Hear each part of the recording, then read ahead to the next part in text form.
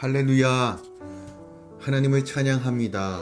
오늘 하루도 하나님이 우리와 함께하며 늘 동행하는 하루 되시길 기도드립니다. 9월 8일 화요일 아침 예배 시작합니다. 사도신경으로 우리의 신앙을 고백합니다. 전능하사 천지를 만드신 하나님 아버지를 내가 믿사오며 그 외아들 우리 주 예수 그리스도를 믿사오니 이는 성령으로 잉태하사 동정녀 마리아에게 나시고 본디오 빌라도에게 고난을 받으사 십자가에 못 박혀 죽으시고 장사한 지 사흘 만에 죽은 자 가운데서 다시 살아나시며 하늘에 오르사 전능하신 하나님 우편에 앉아 계시다가 저리로서 산자와 죽은 자를 심판하러 오시리라. 성령을 믿사오며 거룩한 공예와 성도가 서로 교통하는 것과 죄를 사하여 주시는 것과 몸이 다시 사는 것과 영원히 사는 것을 믿사옵나이다. 아멘. 오늘 하나님의 말씀 에스겔서 4장 9절부터 17절까지입니다.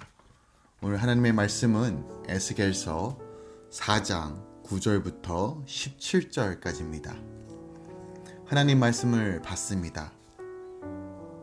너는 밀과 보리와 콩과 팥과 조와 귀리를 가져다가 한 그릇에 담고 너를 위하여 떡을 만들어 내가 옆으로 눕는 날수 곧 390일 동안 먹되 너는 음식물을 달아서 하루 23개씩 때를 따라 먹고 물도 6분의 1 흰씩 되어서 때를 따라 마시라. 너는 그것을 보리떡처럼 만들어 먹되 그들의 목전에서 인분 불을 피워 구울지니라. 또 여호와께서 이르시되 내가 여러 나라들로 쫓아내어 흩어버릴 이스라엘 자손이 거기서 이같이 부정한 떡을 먹으리라 하시기로 내가 말하되 아하 주 여호와여 나는 영혼을 더럽힌 일이 없었나이다. 어려서부터 지금까지 스스로 죽은 것이나 짐승에게 찍힌 것을 먹지 아니하였고 가증한 고기를 입에 넣지 아니하였나이다. 여호와께서 내게 이르시되 보라 쇠똥으로 인분을 대신하기를 허락하노니 너는 그것으로 떡을 구울지니라. 또 내게 이르시되 인자야 내가 예루살렘에서 의뢰하는 양식을 끊으리니 백성이 근심 중에 떡을 달아 먹고 두려워 떨며 물을 대어 마시다가 떡과 물이 부족하여 피차에 두려워하여 떨며 그 제약 중에서 쇠퇴하리라. 아멘. 하나님의 말씀입니다. 에스겔 4장 9절부터 17절은 이스라엘의 범죄함으로 인해 예루살렘의 심판, 멸망 전후에 극심한 기근이 있을 것을 예고하는 부정한 떡을 먹도록 명시하는 내용이 담겨 있습니다. 오늘 본문 말씀 9절부터 11절은 하나님은 북이스라엘 제약을 짊어지고 390일간 누워 있을 에스겔에게 20세겔의 혼합떡과 6분지 1의 물만 먹도록 명하고 있습니다. 이 양은 하루 밥 한 공기 분량의 떡과 물 한 컵만 먹으라고 명하고 계시는 거예요. 또한 12절부터 13절에서는 그 떡을 만들 때 인분, 즉 사람의 배변을 연료로 사용할 것을 명하십니다. 이것은 장차 예루살렘이 멸망해 백성이 세상 곳곳에 흩어져 살면서 부정한 떡을 먹게 될 것을 보여주는 상징적 행위입니다.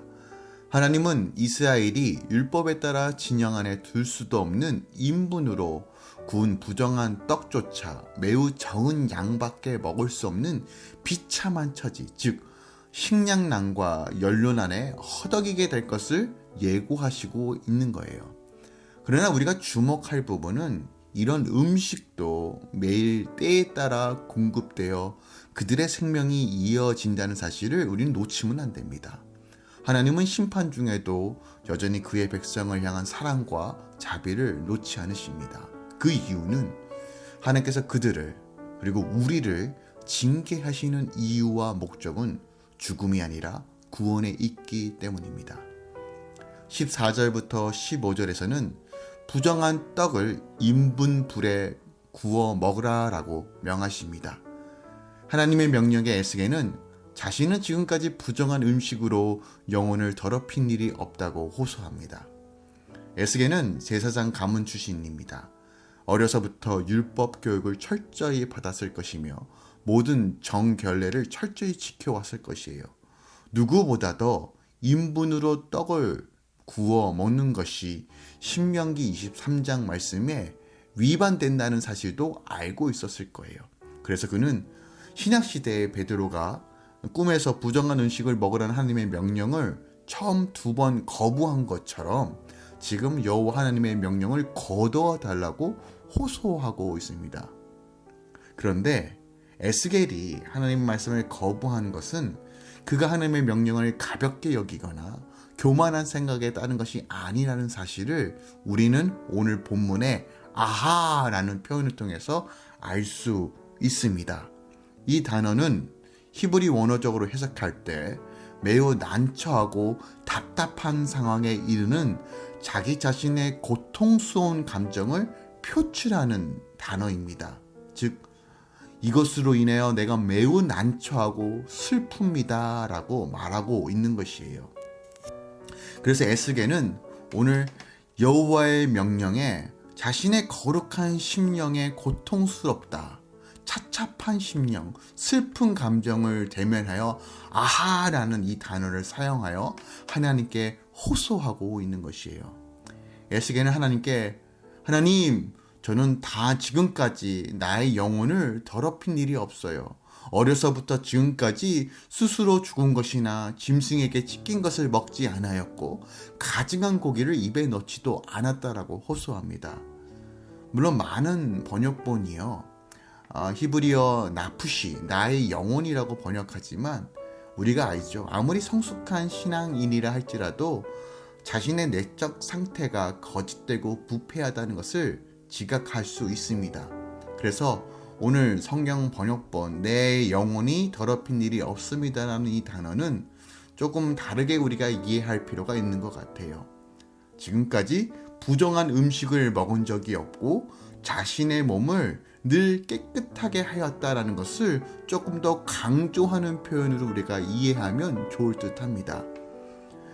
에스겔은 하나님의 율법의 말씀대로 스스로 구별된 삶을 살았고 세상 사람들이 다 뭐라 할지라도 그 선지자 또한 제사장 가문으로서 하나님의 말씀을 지키기 위해 끝까지 노력했다는 것을 하나님께 말씀드리고 있는 것이에요. 선지자로서 하나님의 뜻을 백성에게 알리는 행위는 하겠지만 자기 자신이 정말 바닥까지 낮아지는 일에 대해서는 하나님께서 좀 감해 주십사 하고 간청하고 있는 것이에요. 그런데 그의 호소에 하나님은 그의 간청을 들으시고 새 똥으로 인분을 대신하도록 허락해 주십니다. 물론 이런 에스겔의 호소를 들으시고 그의 행위의 수준을 완화시켜 주셔서 하나님께서 처음 말씀하시고자 했던 그 뜻은, 그 효과는 조금 감해질 수 있었을 거예요. 하지만 하나님은 정말 마음을 다하여 뜻을 다하여 하나님의 말씀을 전하는 그의 종을 배려하시고 아끼신다는 것을 오늘 본문 말씀을 통해서 다시 한번 확인해 볼 수 있습니다.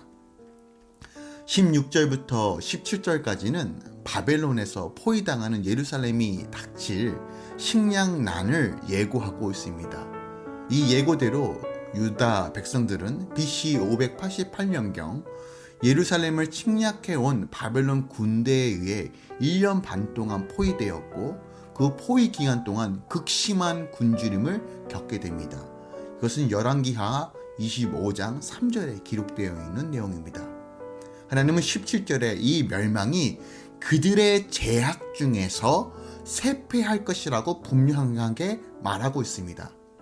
하나님께서는 선지자를 보내어 그들을 돌이키고 다시 한번 하나님의 말씀으로, 하나님의 말씀에 순종하는 백성으로서 다시 한번 회복하기 원하셨지만 여러 가지 재앙을 통해서, 사건을 통해서 경고하셨음에도 불구하고 이스라엘 백성은 끝내 제약에서 돌이켜 떠나지 않았습니다. 오늘 본문은 예루살렘이 바벨론 군대의 포위로 말미암아 양식과 연료의 결핍 속에 극심한 고통을 당하게 될 것을 에스겔의 상징적 행위를 통해서 예언하는 말씀입니다. 그럼 왜 이 이스라엘이, 유대 백성들은 이런 고통을 당해야만 했을까요? 그 누구보다도 복을 누려야 하는 하나님의 백성이라 일컫는 그들이 세상에서 가장 비참하고 저주스러운 자리에 내앉게 된 이유가 무엇일까요? 그 이유는 하나님께서 주인된 삶, 즉 하나님의 말씀에 순종하는 삶이 아닌 당장 자신들을 구원해 줄 것 같은 힘과 재물과 양식을 쫓았기 때문입니다. 이스라엘은 주위의 나라 애굽이나 유브라데스, 티그리스 강가에 있는 메소포타미아의 땅들에 비하면 그렇게 좋은 땅은 아닙니다. 오히려 척박한 땅에 가깝습니다. 하지만 하나님께서 이스라엘 백성들이 출애굽할 때 그들에게 그 땅은 젖과 꿀이 흐르는 땅이라고 말씀하셨어요. 그리고 실질적으로 다윗 시대에 솔로몬 시대 때 그 땅은 젖과 꿀이 흐르는 듯한 축복을 누렸습니다. 성경을 찾아보면요, 당시 금이 너무 흔해서 은은 취급도 하지 않을 정도로 온 이스라엘 백성들이 풍요를 누렸을 때입니다.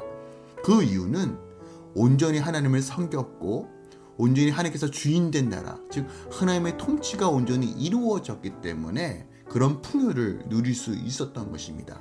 하지만 오늘 본문 말씀은 그와 대조적으로 지금 황폐하고 배고프고 부족한 상황, 하나님께서 그들에게 약속하신 것과는 너무나도 대조적인 일들을 예고하고 계십니다. 그 이유는 바로 그들이 자신들이 주인된 삶을 살았고 하나님의 말씀에 순종하여 따르는 삶이 아닌 불순종하고 제약된 길로 갔기 때문입니다.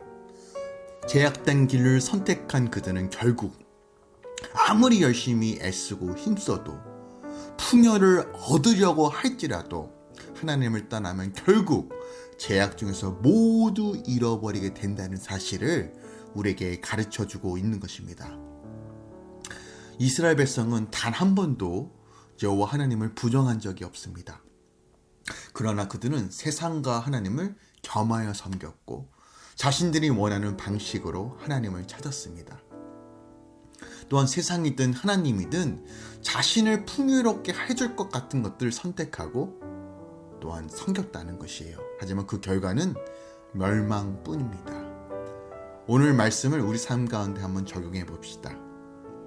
지금 나의 삶을 안정시키며 나를 지켜줄 것이라고 믿고 있는 것은 무엇입니까?